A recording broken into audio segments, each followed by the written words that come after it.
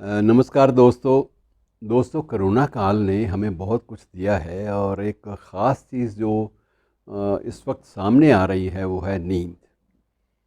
नींद बहुत सारे लोगों की हराम हुई है। नींद हराम होना मुहावरा भी है, लेकिन ये एक यकीन मानिए कि मेडिकल लोगों के पास पूछें, साइकेट्रिस्ट जो विशेष साइकेट्री के विशेषज्ञ हैं उनसे बात करें, तो वो कहते हैं कि हमारे अपने मुल्क में उनके पास जो केसेस आते हैं उनमें अब इस वक्त 55% केसेस, 55% केसेस इंसोम्निया अनिद्रा के शिकार हो चुके हैं।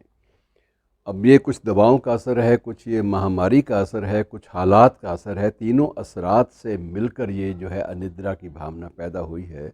वैसे मिर्ज़ा गालिब ने तो कहा था कि मौत का एक दिन, समझाने के लिए था कि मौत का एक दिन मुअय्यन है, कि मौत का एक दिन मुअय्यन है, नींद क्यों रात भर नहीं आती। लेकिन ये अब चीज़ें जो हैं ये तसल्ली नहीं होती कि मौत का एक दिन मुअय्यन है इसलिए नींद रात भर ना आए। गालिब का वो शेर किन्हीं और किसी और मूड में, किन्हीं और हालात में उपजा था, पैदा हुआ था।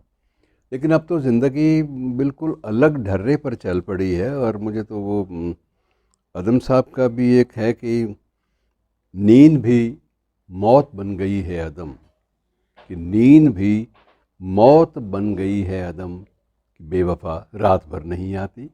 अब ये अलग अलग लोगों ने अलग अलग तसब जो अपने जो तासुरात हैं उनका इजहार शेरों के माध्यम से, कविता के माध्यम से किया है। ऐसा ही कासमी साहब का भी एक बड़ा खूबसूरत शेर है, अहमद नदीम कासमी साहब का। मैं पूरा नाम ले दूं बड़े अदब के साथ कि तारों का गोशुमार में आना मुहाल है, तारों का गोशुमार में आना मुहाल है, लेकिन किसी को नींद ना आए तो क्या करे। तो ये एक अलग अलग तासुरात के मूड्स को पकड़ने की अनिद्रा जब कोशिश करती है, जब इंसोम्निया कोशिश करती है, तो ये कुछ इस तरह से बातें होती हैं। और ऐसी एक बात डॉक्टर राही मासूम रज़ा की भी है कि एक चुटकी, एक इस्तेमाल देखिए आप शब्द का, कि एक चुटकी नींद की मिलती नहीं, कि एक चुटकी नींद की मिलती नहीं अपने ज़ख्मों पर छिड़कने के लिए, कि एक चुटकी नींद की मिलती नहीं अपने ज़ख्मों पर छिड़कने के लिए, कि हाय हम किस शहर में मारे गए। तो ये एक अलग अलग तासुरात हैं। लेकिन मैं दोस्तों जब बात कर रहा हूँ, अब ठोस बात भी कर लें कि ये नींद कैसे आए। अब तारे गिनने की वो तो बातें छोड़ दीजिए, क्योंकि तारे गिनने के लिए छत चाहिए, खुली छत। और खुली छत जो है अब गायब हो चुकी है हमारी ज़िंदगी से, आलमोस्ट तकरीबन गायब हो चुकी है। गाँव में अगर है तो गांव का आदमी मस्त मौला है, उसे फुर्सत ही नहीं होती कि तारों से कोई वास्ता रखे। वो अपना आराम से सो जाता है लंबी तान के। और इसमें कुछ एक डॉक्टर्स ने जो सुझाव दिए हैं, मैं उनका ज़िक्र आपसे बेहतर है कर लूँ, क्योंकि जो 55% का नंबर है ये नंबर बहुत बड़ा है।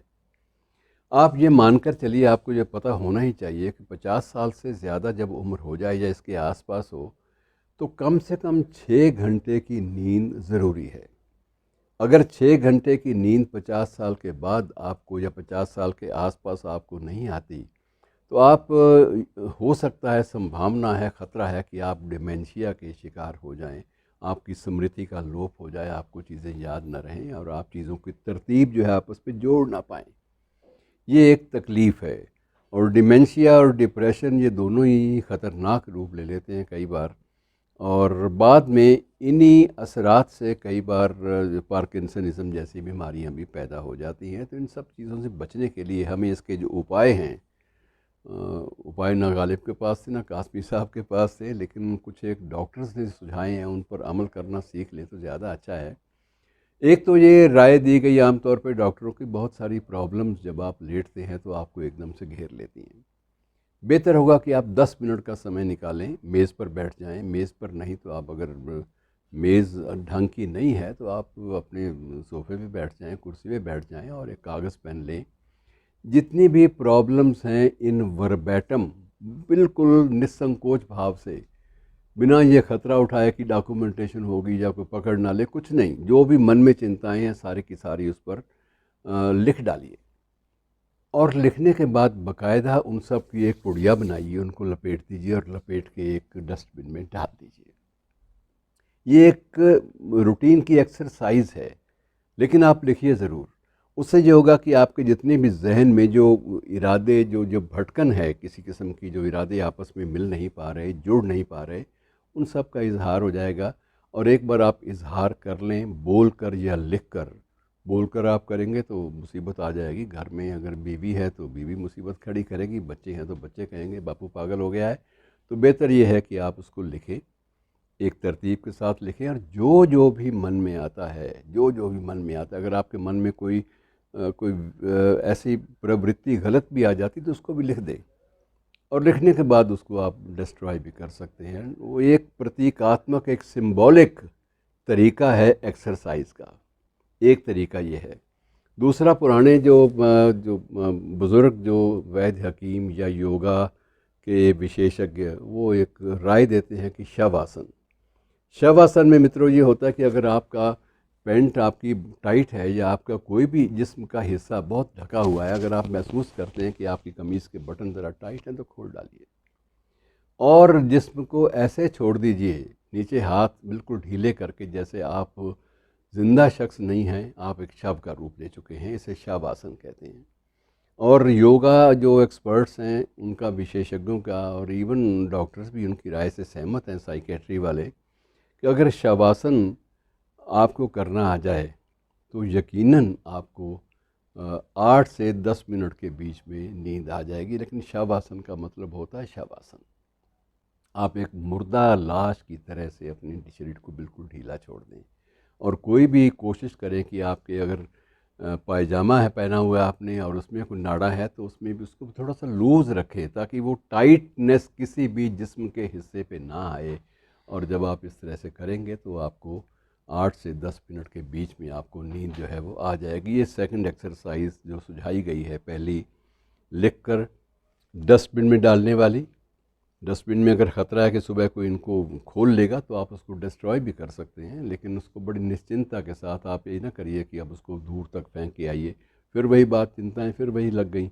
इसलिए बेहतर यह है कि उसको रफली ट्रीट कीजिए और उसको रफेज की तरह डाल दीजिए। और दूसरा तरीका मैंने आपको बताया कि शवासन का भी है। तीसरा, साइकेट्रिस्ट भी ये बात का वार्निंग देते हैं, लेकिन वार्निंग आजकल सुनता कौन है।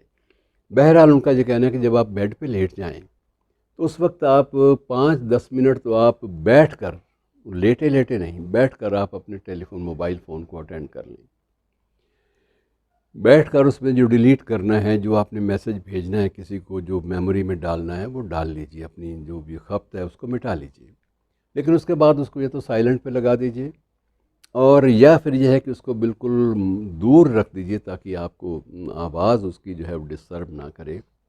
और जब आप बिस्तर पे एक बार लेट जाएं विधि पूर्वक, तो आप कोशिश करें कि आप उसको अटेंड ना करें, या घर में किसी और बच्चे को दे दें, ताकि कोई मैसेज आएगा, कोई अच्छा या बुरा, तो आपको मिल जाएगा।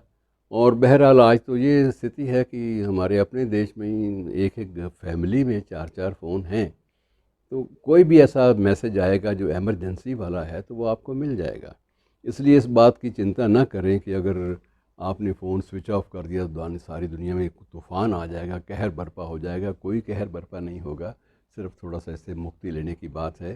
तो दोस्तों, नींद के बारे में इसलिए ये बातें बहुत ज़रूरी हैं कि इंसोम्निया, डिप्रेशन और ये चीज़ें, डिमेंशिया और ये सारी की सारी चीज़ें आपकी स्मृति लोप का ख़तरा पैदा करती हैं, आपके पार्किंसनिज़म का ख़तरा पैदा करती हैं, और आपका जो कोऑर्डिनेशन है, जो तालमेल है मस्तिष्क की नसों का आपके जिस्म के साथ, वो उसको डिस्टर्ब कर देती हैं, और वो जो हार्मोन्स बनने चाहिए वो नहीं बन पाते। और उसके कारण ये होता है कि आपकी जो नॉन कोऑर्डिनेशन ऑफ मसल्स है वो आपको कहीं भटका देती है।